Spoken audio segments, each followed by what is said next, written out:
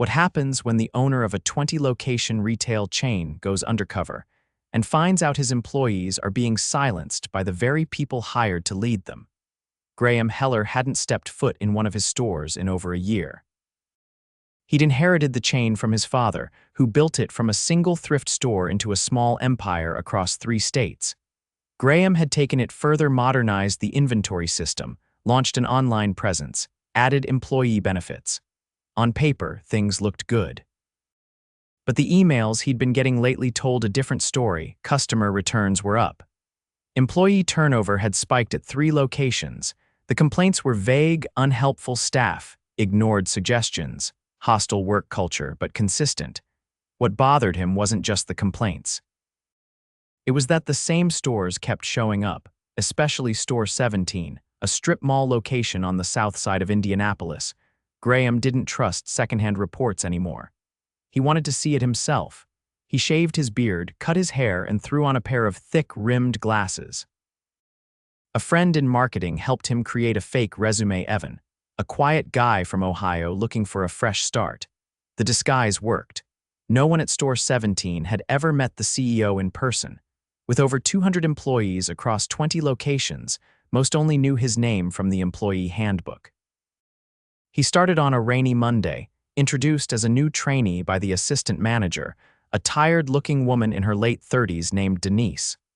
"You'll be shadowing under Carl," she said.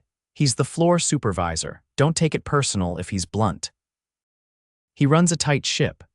Carl was in his late 40s, wore his polo shirt one size too small, and walked like he owned the place. "You work fast, you stay out of drama, and you don't try to act like you know more than me," were the first words he said to Graham. "Do that and we'll get along." Graham kept his head down for the first few days. He folded clothes, stocked shelves, and worked the register. Carl barked orders. Denise barely spoke. Most of the staff were young college students or recent grads. A few older employees kept to themselves. It was on Thursday that he noticed something strange. A small wooden box labeled "Feedback and Suggestions" was tucked behind the breakroom fridge. Graham saw a teenage employee, Grace. He remembered her name slip a folded note into it when she thought no one was watching. 10 minutes later, Carl walked in, opened the box, read a few slips, crumpled them up, and tossed them straight into the trash. Graham's hands froze on the price tags he was organizing.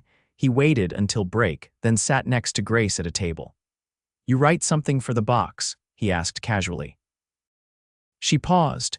"Yeah, I've written a few things. Nothing changes, though. You ever hear back?" "No, Carl says he passes it to corporate, but it's always empty the next day." Graham nodded slowly. "What you write about?" She looked around, then leaned in. "The schedule. He cuts our hours last minute, especially if we say anything he doesn't like. I've had shifts dropped because I asked for a chair behind the register.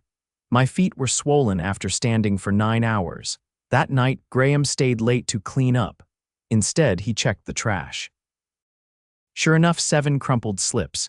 Every one of them a complaint, all signed, all serious. He took photos. The next day he watched again. Another employee, Tarek, slipped in a note. Carl found it an hour later. Another toss. On Saturday, things escalated. A customer got upset over a missing return tag. Graham tried to help, but Carl jumped in, loud and dismissive. "Maybe next time read the damn sign," Carl snapped at the woman. She walked out, fuming. Graham pulled Carl aside afterward. "You ever think maybe we could handle that smoother?" Carl stared at him. "You a trainee or a manager?" "I'm just saying she didn't deserve to be talked to like that." Carl stepped in closer. "You're new, don't push it." That night, Graham sat in his car for a long time. His stomach turned. This wasn't just bad management. It was control, intimidation. People had no voice here. He called his district manager, Leo, someone he trusted. "Don't say anything yet," Graham said. "But I need you to come to Store 17 on Monday. Act like it's just a surprise visit." "I'm gonna reveal who I am." Leo hesitated. "You sure?" Graham looked back at the store, lights flickering behind the windows. "Yeah," he said. "It's time." Monday morning came with a quiet tension in the air. Graham arrived early, still in his role as Evan. He didn't speak much. He didn't need to. He was waiting for one moment, the moment Leo would walk through the door. At exactly 9:30, Leo entered the store. He wore a navy jacket and had a clipboard in hand, playing his part as a corporate field rep. Carl barely looked up when Denise introduced him. "We're fine here," Carl said, barely glancing over. "Let me know if you need anything." Leo gave a tight nod and made his way through the aisles, making notes and asking brief questions. Graham followed behind, keeping his distance.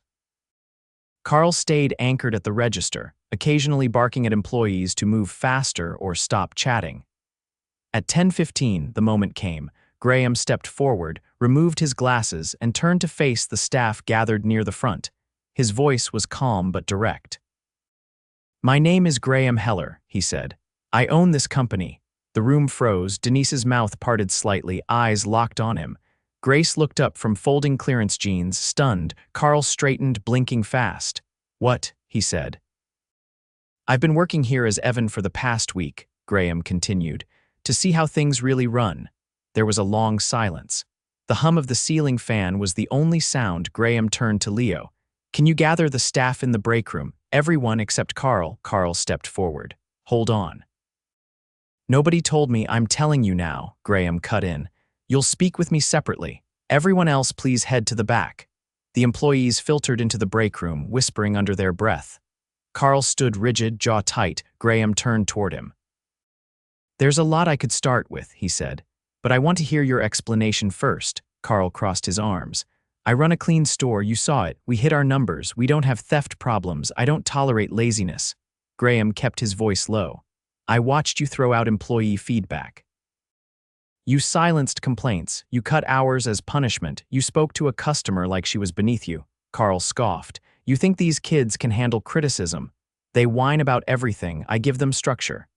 "You intimidated them," Graham said. "That's not structure. That's control." Carl's voice rose. "You don't know what it's like on the floor. You sit behind a desk. You don't see how soft they are. I keep this place from falling apart." Graham didn't respond right away. He studied Carl for a long moment, then turned to Leo. "Terminate him. Effective immediately. End his access, remove his keys, and make sure he's escorted out." Carl's face went red. "You serious?" "Very." Carl looked around as if searching for someone to back him. No one spoke. Denise stood still, eyes lowered. "You'll regret this," Carl muttered as he moved toward the office. "No," Graham said. "I regret letting it go on this long." Carl left without another word. Graham stepped into the break room. The staff stood in a semicircle, uncertain. "I want to be clear," he began. "What I saw this week was unacceptable. No one should be afraid to speak up at work. No one should lose hours out of retaliation. That ends today." No one moved at first. Then Tarek, standing near the fridge, spoke. "Is he really gone?" "Yes," Grace's voice followed. "What happens now? We start over," Graham said. "And we do it right." He gestured to Leo. "This is Leo. He's not just here for show. We're keeping him on site for the next 2 weeks as interim manager. He'll report directly to me, and any concerns you have can go straight to him." Denise cleared her throat. "Where does that leave me?" Graham turned to her. "I want to speak with you privately after this. For now, I'd like you to help Leo with scheduling. We're going to fix what's broken." After the meeting, Graham sat down with Denise in the office. She looked tired but not defensive. "I figured something was off," she said. "When you showed up, Carl got nervous, but I didn't think you were the owner. Why didn't you say anything about what was going on?" "I tried, once, sent an email to HR last year. Carl found out. Don't ask me how. After that, I kept my head down." Graham leaned back. "Do you want to stay in this company?" She hesitated. "I do. But not if it's like this. I can manage. I've done it before. But I won't back someone like him again." "Good," Graham said. "Because I'm giving you a choice. You can stay as assistant and help rebuild this store, or you can transfer to another location and start fresh. No pressure either way." Denise nodded slowly. "I'll stay, but I want a clean slate." "You'll have it." Over the next few hours, Graham stayed on site. He watched Leo meet with each employee one-on-one. Grace was offered more stable hours and a proper stool behind the counter. Tarek was moved to handling inventory, something he'd asked for months ago. Others spoke up for the first time, relieved that someone was finally listening. In the back office, Graham reviewed the schedule. It was clear Carl had been cutting shifts unevenly, favoring workers who stayed silent and punishing anyone who challenged him. Fixing it would take time. But they had to begin. At lunch, Graham sat in the break room with the rest of the team. No speeches, just silence and sandwiches. For the first time all week, no one looked over their shoulder. Later that afternoon, an older employee named Marisol walked up to him as he was reviewing a shipment list. "I've been with this company 9 years," she said. "I was ready to quit last month." "I'm glad I didn't." "I'm glad you didn't too," Graham replied. She gave a quiet nod and returned to the floor. As the day wound down, Graham stepped outside and watched through the front windows. The energy had shifted. Employees moved with more ease. Customers were greeted. The register line flowed. It wasn't perfect, but it was better. He turned to Leo. "Let's get a formal feedback channel in place. Digital, anonymous, and direct to corporate. No middlemen." Leo nodded. "I'll have it up by next week. And make it mandatory for managers to review it weekly." "Sign off on it. I want accountability." "You got it," Graham exhaled. "We'll do a follow-up audit next month, quiet, unannounced. Keep them honest." Leo smiled. "You coming back undercover again?" "Not here," Graham said. "But there are 19 other stores." He looked back at store 17, the lights glowing behind the glass. "It only takes one person to poison a place," he said. "But it also only takes one to start fixing it." The wind picked up slightly, and Graham zipped his coat. They still had work to do. But this time, people would be heard. The following week was anything but quiet. Word of Carl's firing traveled fast through the company. Graham hadn't made an internal announcement he didn't need to.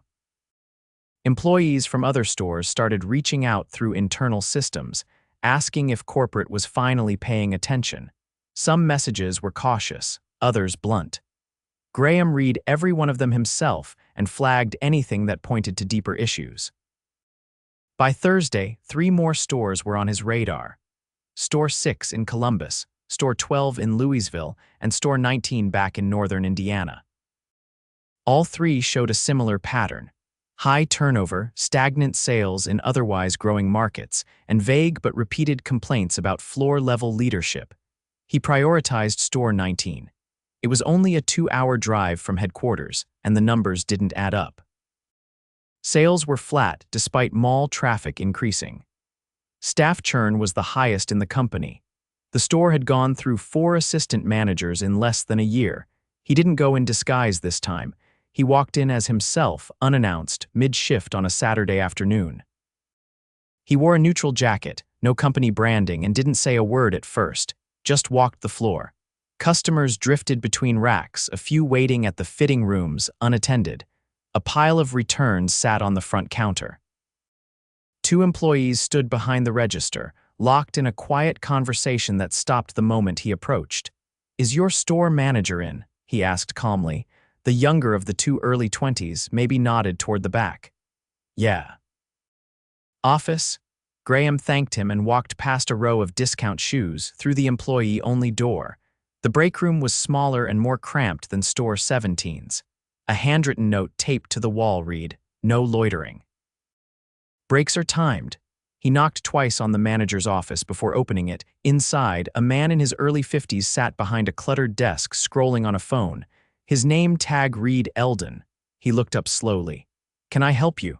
Graham stepped inside and closed the door. "I'm Graham Heller." Eldon blinked. "From corporate?" "I own the company." For a brief moment, Eldon didn't move. Then he stood, straightened his shirt, and reached out his hand. "Didn't know you were coming in today." "I didn't announce it." Graham didn't shake his hand. "I'm here because your store is underperforming. Your staff turnover is the worst in the state. And I've received 2 separate reports about employees being told not to complain unless they want fewer hours. I want to know what's going on." Eldon leaned against the desk. "Look, I run things tight. This isn't some suburban location where people show up early with smiles. I deal with what I've got. You've had 4 assistant managers quit in 9 months. None of them could handle it. They wanted to play buddy instead of manage." I told them. Graham held up a hand. "I've already spoken to one of them. She said you refused to approve time-off requests unless they stayed 2 hours late without pay." Eldon shrugged. "Sometimes we're short. Everyone's short. You ever work those unpaid hours yourself?" Silence. Graham stepped closer. "You're done here, effective now. I'm not debating this." Eldon's lips tightened. "You can't just walk in here and I can, and I just did." He opened the door and called to a staffer passing by. "Can you ask your assistant manager to come back here?" The employee nodded and disappeared. Graham turned back to Eldon. "You'll be escorted out. Leave your keys on the desk. We'll process your final check through HR." When the assistant manager arrived, her name was Janelle. No older than 24, Graham filled her in directly. "You're the acting manager for now. You'll report directly to Leo, who will be here tomorrow. He'll help straighten things out. Any retaliation, any threats, you come straight to me." Janelle looked stunned but nodded quickly. "Yes, sir. Do you have enough staff to cover the floor right now?" "Barely. We've had 3 people quit in the last 2 weeks. 2 just stopped showing up. Anyone working doubles?" "Liz. She's on her 9th day straight. Pull her off early today, paid, and make sure she gets tomorrow off." Janelle hesitated. "She'll say no. She doesn't like letting the team down." "Then tell her it's a direct order." By the time Graham left store 19, the atmosphere had already shifted. The staff didn't smile. They weren't suddenly cheerful or at ease, but they were alert, watching, listening. Like something had cracked open. The next morning, Graham met with HR and legal. He didn't just want to replace bad managers, he wanted a system in place to catch them before they poisoned entire stores. They started drafting a new protocol. Quarterly, anonymous staff surveys tied to store leadership evaluations. A direct escalation channel that bypassed store management entirely. And mandatory leadership recertification every 12 months with clear consequences for failure. But it wasn't just policy. He called in the regional recruiter. "We're shifting how we promote internally," Graham said. "I want store managers who have actually worked the floor in the last year. No more promoting based on metrics alone. I want to see empathy, not just efficiency." The recruiter nodded. "That'll change who we consider." "Good, that's the point." By Friday, Leo had sent his first report from store 17. Denise had stepped up. Employee morale was improving slowly. Sales were still low, but customer reviews had already improved. 2 new part-timers had been hired. Grace had recommended a friend from school, and Tarek had helped train both of them. But Graham knew better than to be satisfied with early signs. He returned to store 17 late that afternoon, not to inspect, but to listen. He found Denise shelving new arrivals near the back. "I'm not here long," he said. "I just need a few honest answers." Denise leaned an arm against the rack. "All right. What's the biggest thing we're still getting wrong?" She didn't flinch. "Scheduling's better, but we're still short on weekends. Customers get impatient when we're out of fitting room staff. We're doing our best, but it's tight." Graham nodded. "Hiring freeze ends next week. You'll get 2 more positions. Make sure they're balanced shifts, not just fill-ins." "Got it." He looked toward the front, where a customer was laughing with Marisol at checkout. "And the biggest thing we're getting right," Denise smiled slightly. "People aren't afraid to talk anymore." He left without fanfare. That night, he sat in his office staring at the whiteboard where store issues were tracked. 3 locations were improving. 1 was stable. The rest were still unknowns. He didn't feel proud. He felt responsible. There was no speech to give, no headline to write, just more work ahead. And this time, he'd be watching from the ground, not the clouds. 2 weeks later, Graham walked into store 12 in Louisville without warning, this time accompanied by the new regional HR lead, Simone, a recent hire from outside the company with a background in organizational trauma recovery. She didn't believe in surface-level fixes. And neither did Graham anymore. The store sat at the edge of a fading shopping center. Traffic passed, but footfall inside was scattered. From the outside, nothing seemed alarming. But the internal reports painted a different picture. A pattern of unfiled grievances, repeated last-minute schedule changes, and 5 resignations in the past 30 days, all from employees under 30. Inside, the air felt clipped. The shelves were neat, but the energy was muted. A cashier rang up a customer without making eye contact. A floor associate quickly stepped aside when a manager passed. No one spoke beyond what was necessary. Simone tilted her head subtly toward a young woman folding jeans near the clearance rack. "Notice how her eyes keep darting toward that man by the fitting rooms," she murmured. Graham looked. The man wore a manager's badge, tall, mid-30s, sharply dressed in a way that didn't quite match the company uniform. He stood with his arms crossed, watching the floor like a hawk, not moving. Not helping. Name tag says Marcus, Graham said under his breath. They approached the woman folding jeans. She straightened quickly when she saw them. Hi, I'm Graham, he said. I'm just checking in. What's your name? Lee. Simone stepped in gently. How's your shift going, Lee? She hesitated. Fine, really, Graham said, keeping his tone light. Because I've seen 6 customers walk past that fitting room with no help. Lee glanced at Marcus. He hadn't budged. I'm not allowed near the fitting rooms, she said.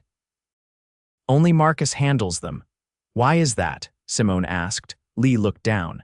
He says we distract the customers, that they're more comfortable with someone who looks like they know what they're doing. Graham's expression didn't change, but his jaw set slightly. What does that mean exactly? Lee shrugged, but her voice was quieter. He told me once my hair made the store look less professional, I wear it natural. He said it wasn't on brand. Simone's voice sharpened.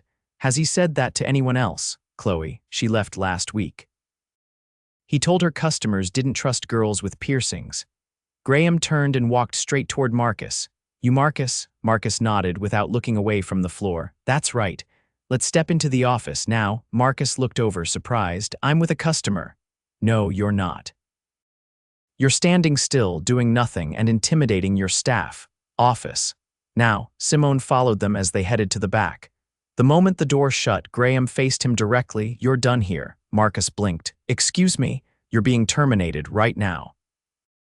For discriminatory behavior, intimidation, and failure to fulfill your basic responsibilities. You can't just fire someone without due process. Graham stepped in. I can. I've reviewed the reports. You've had 3 verbal complaints in the last month alone, 2 internal warnings. And now I've witnessed the behavior firsthand. Simone added, and we have an employee on record stating you made comments about her appearance in a discriminatory way. That's 0 tolerance.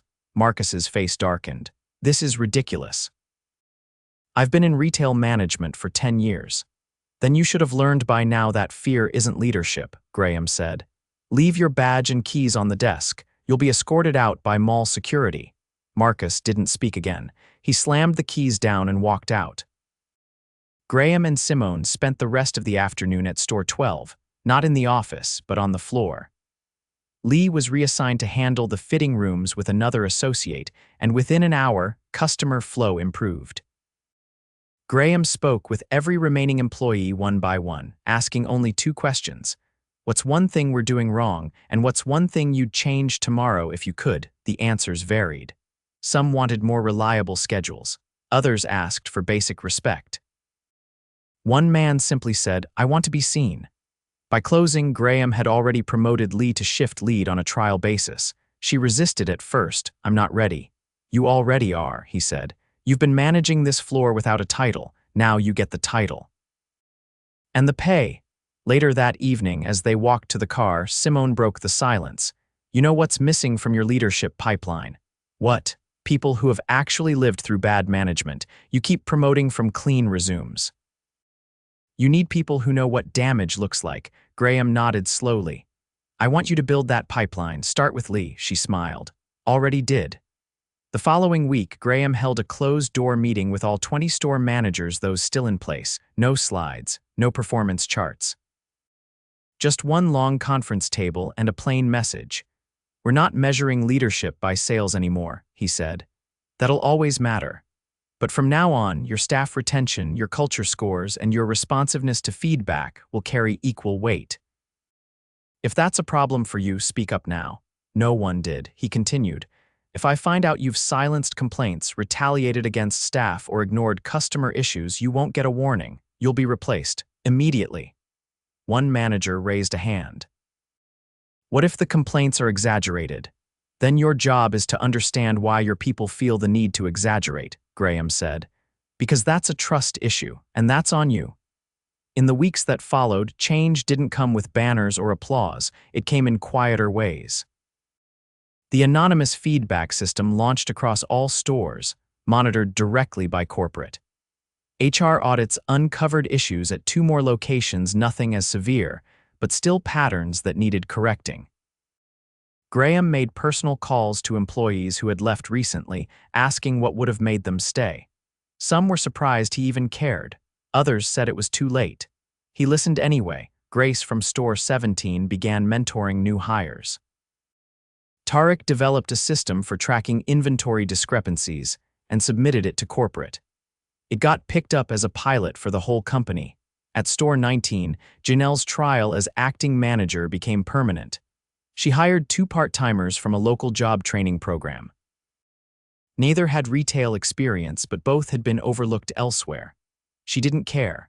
She remembered what it felt like to be underestimated. One afternoon, Graham returned to Store 17 quietly, no fanfare, no calls ahead.